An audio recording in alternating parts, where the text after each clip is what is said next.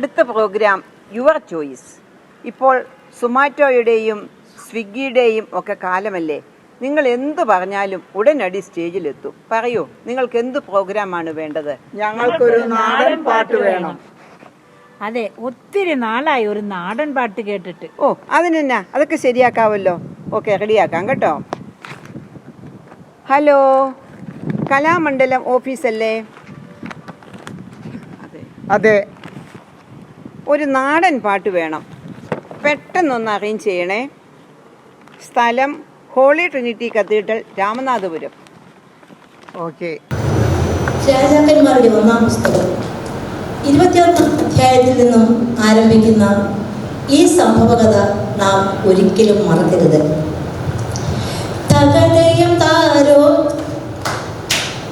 തകതയം താരോ ആഹാവെന്നൊരു രാജാവ് ഇസ്രയേൽ നാടു ഭരിച്ചു. ആഹാമോഹിനി ജസഫേൽ അവരുടെ പട്ടമഹർഷി. നാബോത്തെന്നൊരു പാവം പ്രജകൻ അവിടെ വസിച്ചു. അവനുടെ മുന്തിരി വനികയിൽ അടിമുടി പവിഴം പൂത്തു. കൊട്ടാരത്തിൽ ചെന്നു കട്ടിലു പോകി രാജൻ.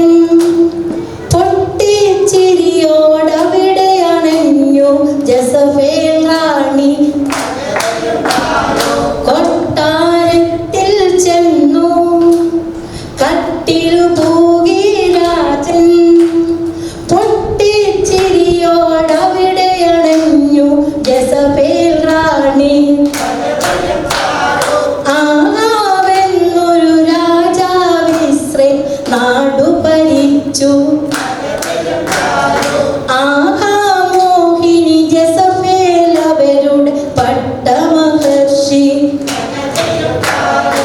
ആഹാബിന്നൊരു മോഹം, ആ നൽത്തോട്ടം വേണം.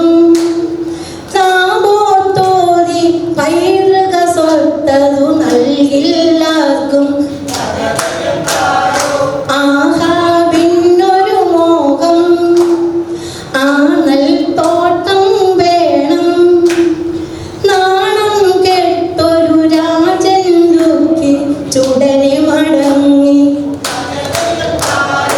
ആഹാവെന്നൊരു രാജാവ് ഇസ്രയേൽ നാടു ഭരിച്ചു. ആഹാമോഹിനി ജസഫേൽ അവരുടെ പട്ടമഹർഷി. ആബോത്തെന്നൊരു പാവം പ്രജകൻ അവിടെ വസിച്ചു.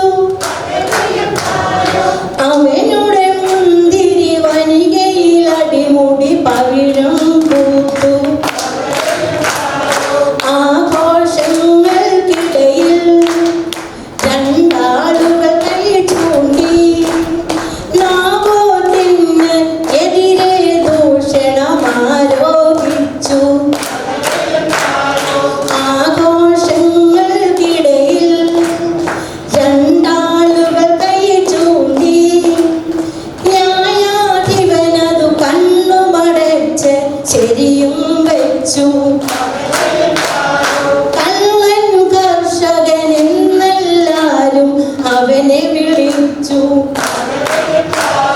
കല്ലെറിയാനായി അവനെ കെട്ടി വലിക്കുകയായി.